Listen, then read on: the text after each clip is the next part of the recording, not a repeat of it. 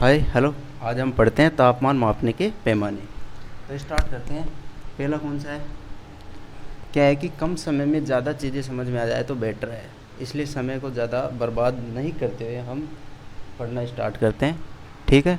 तो तापमान में मापने के 3 पैमाने हैं।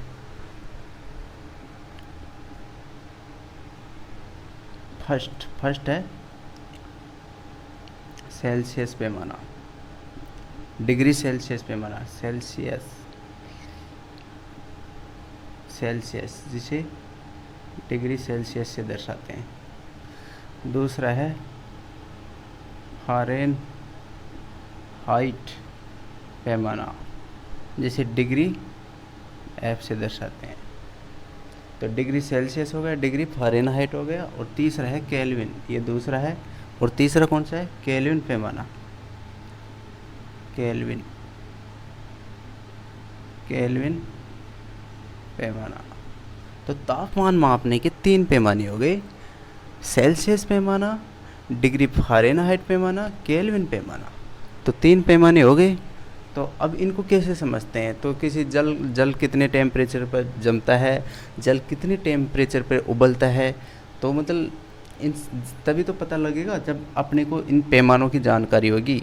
अब अपने को ऐसे नहीं पता कि 0 डिग्री सेल्सियस पे क्या होता है, 100 डिग्री सेल्सियस पे क्या होता है। तो इनके बारे में पता चलेगा, तभी हम इनके बारे में पता लगा सकते हैं। तो जल का क्या है? जल से देखते हैं। यहाँ से स्टार्ट करता हूँ मैं। जल का हिमांक लिख सकता हूँ मैं। जल का हिमांक समझते हो? जल का हिमांक का अर्थ क्या होता है? जल का हिमांक का अर्थ होता है कि जल का जमना, यानी जल बर्फ़ रूप में कितने डिग्री सेल्सियस पे जमता है, कितने डिग्री फारेनहाइट पे जमता है, कितने केल्विन पैमाने पे बर्फ़ में बदल जाता है जल। ठीक है। तो मैं लिख सकता हूँ यहाँ जमना, शॉर्टकट में जमना यानी बर्फ़ में बदलना। तो अगर सेल्सियस पैमाने की बात करें, किस पैमाने की? सेल्सियस पैमाने की बात करें, तो सेल्सियस पैमाना में 0 डिग्री सेल्सियस पे जल किस में बदल जाता है? बर्फ़ में बदल जाता है, यानी जल जम जाता है। कितने डिग्री सेल्सियस पे? 0 डिग्री सेल्सियस पे। अब फारेनहाइट पैमाने पे आते हैं। तो कितनी डिग्री फारेनहाइट पे जल बर्फ़ में बदल जाता है? तो यह 32 डिग्री फारेनहाइट पे जल किस में बदल जाता है? बर्फ़ में बदल जाता है। चलो भाई आगे चलते हैं। जल का हिमांक करते हैं जल का फ्रीजिंग, यानी जल का जमना, यानी जल का बर्फ़ में बदलना। ठीक है, आगे चलते हैं। 0 डिग्री सेल्सियस पे बदल जाता है अगर सेल्सियस पैमाने की बात करें। फारेनहाइट पैमाने की बात करें तो 32 डिग्री फारेनहाइट टेम्परेचर पर जल बर्फ़ में बदल जाता है। और केल्विन पैमाने की बात करें तो केल्विन पैमाने पे जल कितने केल्विन पे बर्फ़ में बदल जाएगा? तो ये बदल जाएगा 273.15 केल्विन। 273.15 केल्विन पर जल बर्फ़ में बदल जाएगा। जल क्या होता है? सामान्य टेम्परेचर पर जल क्या होता है? द्रव अवस्था में होता है। ठीक है ना। अब जल के आधार पर ही आप समझते हैं कि जब जल सामान्य टेम्परेचर पे द्रव अवस्था में होता है और जब सेल्सियस पैमाने में 0 डिग्री सेल्सियस पे जल बर्फ़ में बदल जाता है, और 32 डिग्री फारेनहाइट पे भी अगर सेल्सियस की बात करें तो 0 डिग्री, फारेनहाइट पैमाने की बात होगी तो 32 डिग्री, और केल्विन पैमाने की बात होगी तो 273.15 केल्विन। क्योंकि तीनों पैमाने क्या है? अलग अलग है। तीनों पैमानों के मान भी अलग अलग होंगे। ऐसे थोड़ी है कि डिग्री सेल्सियस ही फारेनहाइट है तो फिर इनको लिखने की क्या ज़रूरत थी भाई? डिग्री सेल्सियस को मान लेते हैं कि ये अलग तरीके से अपना टेम्परेचर बताता है, केल्विन अपना अलग तरीके से टेम्परेचर बताता है। ठीक है ना। अब मैं बताता हूँ जल का क्वथनांक। आगे समझते हैं जल के क्वथनांक से। जल का क्वथनांक, ठीक है ना। अरे जल का क्वथनांक यानी जल कितने टेम्परेचर पे उभरने लगता है। इन तीनों पैमानों के आधार पर समझेंगे कि जल कितने डिग्री टेम्परेचर पे उभरने लगता है। मैं लिख सकता हूँ यहाँ आपको समझाने के लिए, उभरना यानी जल का उभरना। बॉइलिंग बॉइलिंग ऐसे नहीं बोलते, बॉइलिंग पॉइंट, जल का बॉइलिंग पॉइंट कितना है, तो जल कितने टेम्परेचर पे उबलने लगता है, वाष्प अवस्था बिल्कुल गर्म होके गर्म हो जाता है ना, जैसे वाष्प अवस्था बढ़ने लगती है, तो वो टेम्परेचर की बात हो रही है। तो अगर सेल्सियस पैमाने में देखें तो 100 डिग्री सेल्सियस पे जल उबलने लगता है, अगर सेल्सियस पैमाने की बात करें तो। अगर आगे चलते हैं, अब फ़ारेनहाइट पैमाने की बात करते हैं, डिग्री फ़ारेनहाइट में, तो 212 डिग्री फ़ारेनहाइट पे जल उबलने लगेगा। और अब आगे चलते हैं, केल्विन पैमाने की बात करते हैं, केल्विन पैमाने पे कितने केल्विन पे जल उबलने लगेगा, तो मैं बता सकता हूँ आपको। मैं क्या, वैज्ञानिक बता गए, मैं क्या बताया हूँ, मैं तो उनके बारे में, मैं तो उनका पढ़ा रहा हूँ आपको, ठीक है। तो इन्होंने बताया 373, अगर 15 लगाना चाहो तो लगा सकते हो, 373.15 केल्विन पर जल उबलने लगता है, ठीक है। हमने क्या किया कि इनके सामान्य जल को लेके, इनका जल के ऊपर लेके जल का जमना और जल का उबलना पर, इन तीनों पैमानों को हमने समझा कि कितनी डिग्री सेल्सियस पे या कितनी डिग्री फ़ारेनहाइट पे या कितने केल्विन पे जल जमता है और उबलता है। इनके बारे में हमें एक बेसिक सा नॉलेज हो गया, और बेसिक सा नॉलेज हो जाता है ना, तो बड़े बड़ों की हम ऐसी तैसी कर सकते हैं, रियल बात है। तो अब आगे समझते हैं। अब ये चीज़ आपको समझ में आ गई होगी, मुझे लगता है समझ में आ गई। तो अब मैं क्या बताना चाहता हूँ आपको, अपने को क्या है कि डिग्री सेल्सियस पैमाना पता हो, क्या पता हो, डिग्री सेल्सियस पैमाना पता हो, अपने को फ़ारेनहाइट और केल्विन पैमाना नहीं पता हो, तो अपन क्या कर सकते हैं, जो फॉर्मूला लगा के डायरेक्ट सेल्सियस पैमाने से पता लगा सकते हैं कि फ़ारेनहाइट में ये टेम्परेचर कितना होगा। जैसे अपने को मात्र डिग्री सेल्सियस पैमाना दे दी भाई, 0 डिग्री सेल्सियस पे जल जमता है, अपने को पता नहीं कि फ़ारेनहाइट में कितनी टेम्परेचर पर जमेगा, अपने को नहीं पता है। केल्विन पे भी नहीं पता, ये तो चल मैंने डायरेक्ट बता दिया, लेकिन केल्विन पे नहीं पता क्वेश्चन डायरेक्ट आ जाएगा कि भाई 0 डिग्री सेल्सियस से जल जमता है, तो बताओ फ़ारेनहाइट पैमाने में कितनी डिग्री पे जमेगा, नहीं पता है ना। तो इसका अपने पास एक सूत्र है, उस सूत्र को लगाएंगे, उसमें रखेंगे, तो जब डिग्री सेल्सियस का मान रखेंगे तो अपने को ये मान आ जाएगा कि फ़ारेनहाइट पैमाने पे इतने पे जल जम जाता है। केल्विन पैमाने का अलग सूत्र है, डिग्री सेल्सियस का मान रखेंगे और डायरेक्ट केल्विन पैमाने का मान आ जाएगा। तो चलते हैं आगे।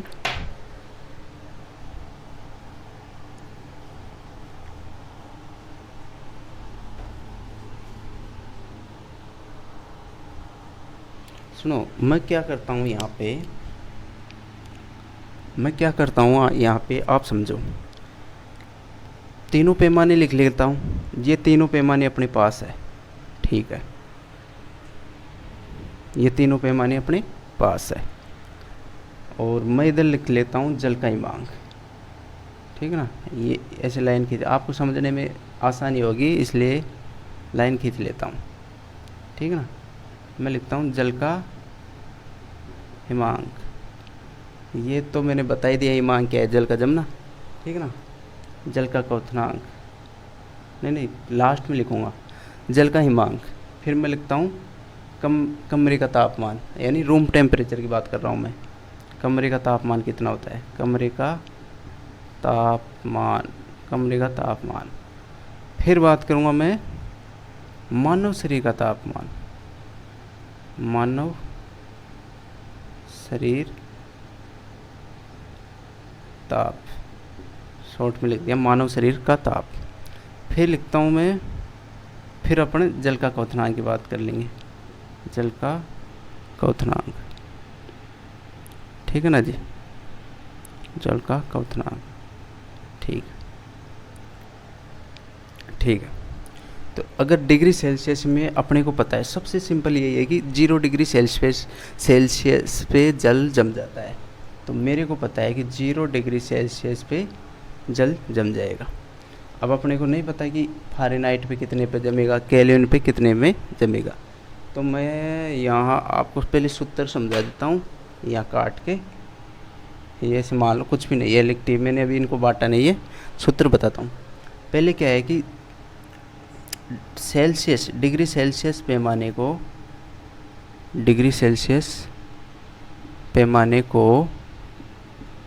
डिग्री फ़ारेनहाइट में बदलना,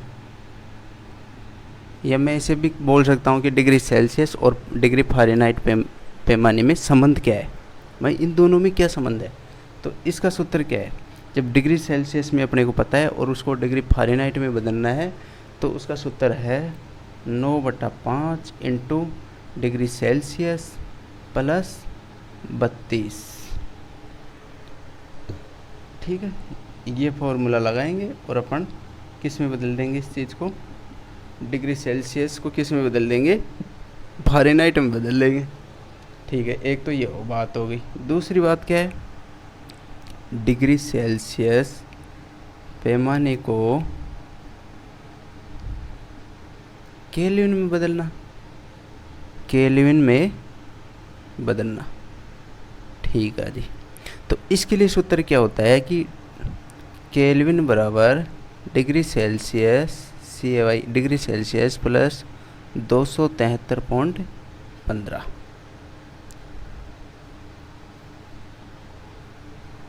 ये बता रहा है कि जब डिग्री सेल्सियस में अपने को मान दे देगा तो अपन उसको केल्विन में कैसे बदलेंगे। तो इसमें सूत्र में मान रख देंगे, डिग्री सेल्सियस का मान प्लस 273.15 जोड़ देंगे तो अपना टेम्परेचर केल्विन में आ जाएगा।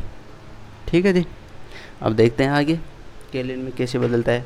अपने ये सूत्र है, दोनों को ध्यान में रखना।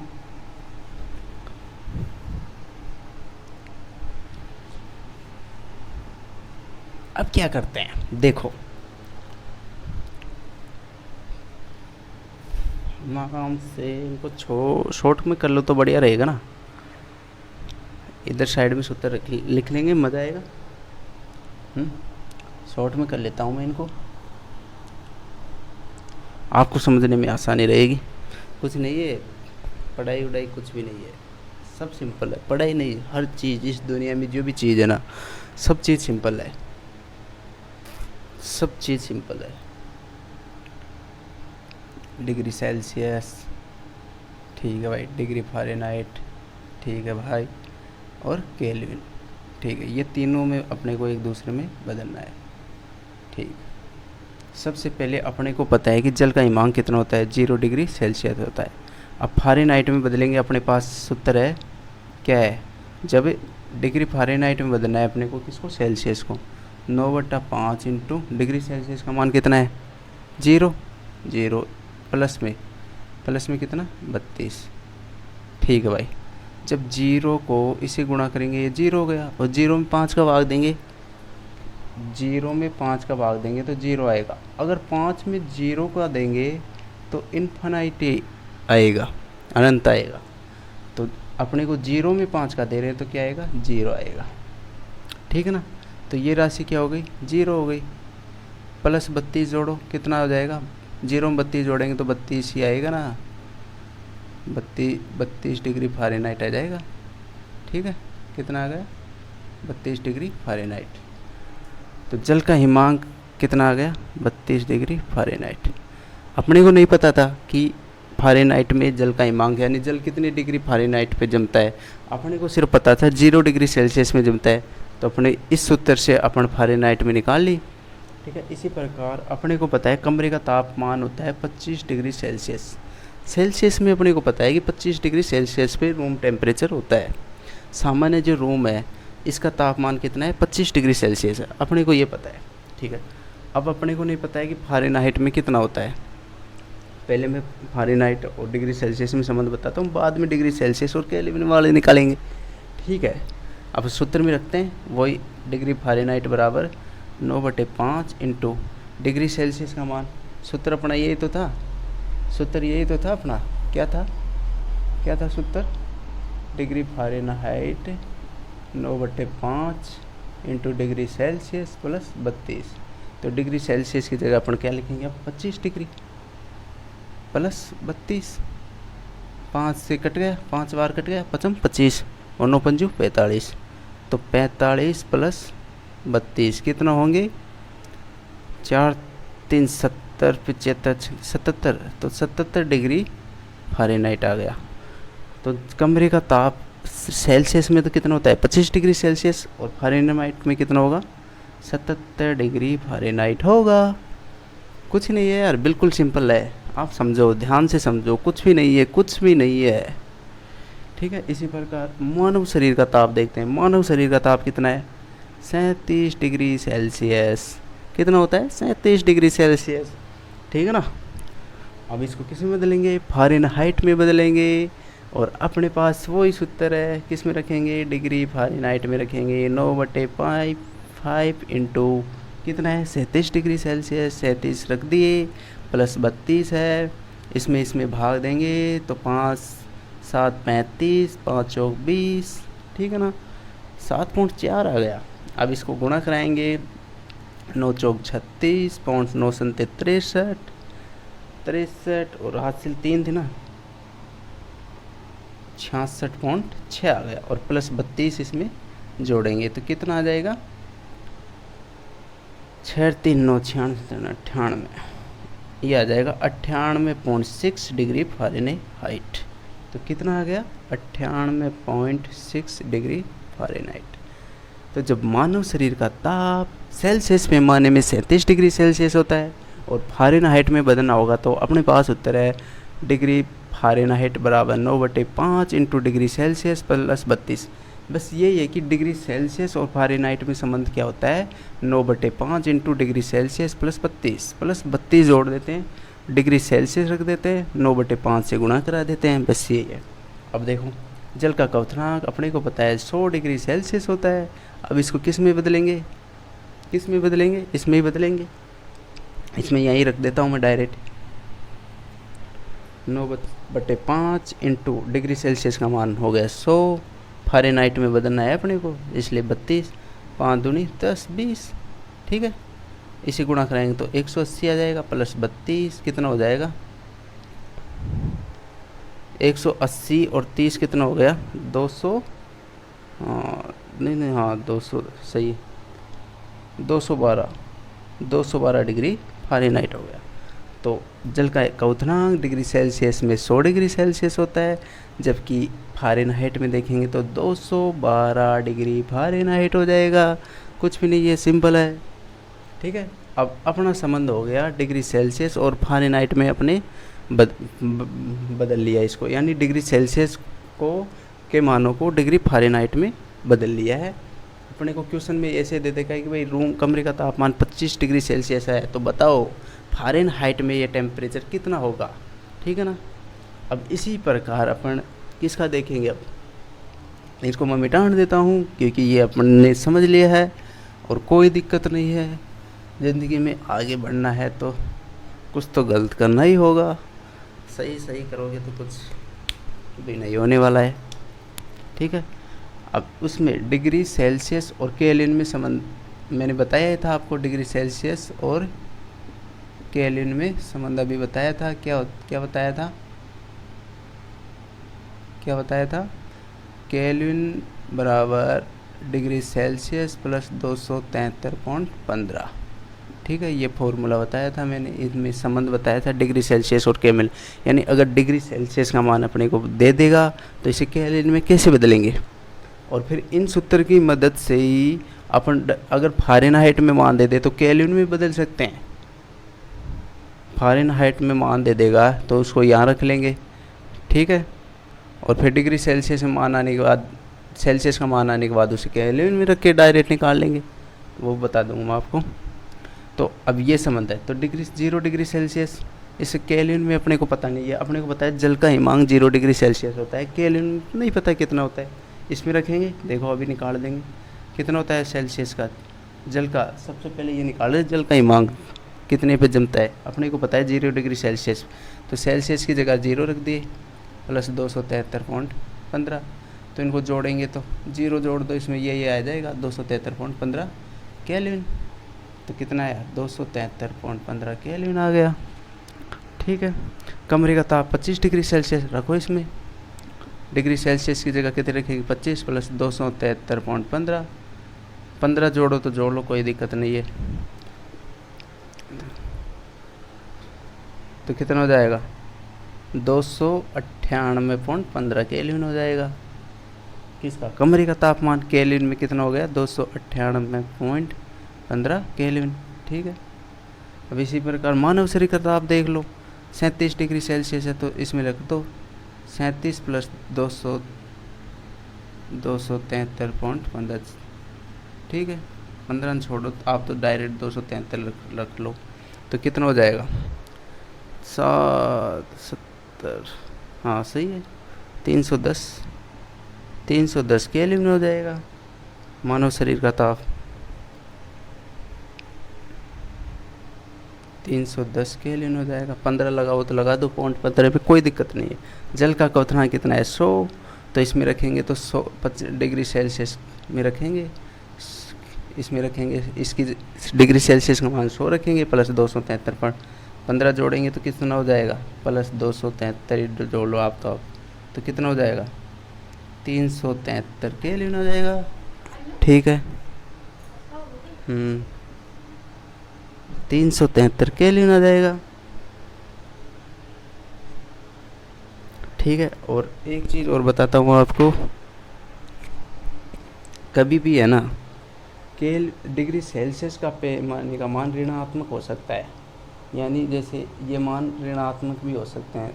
ये तो नहीं मैं बता रहा हूँ कि जैसे और भी कुछ मान होंगे ना तो ऋणात्मक हो सकते हैं डिग्री सेल्सियस के मान।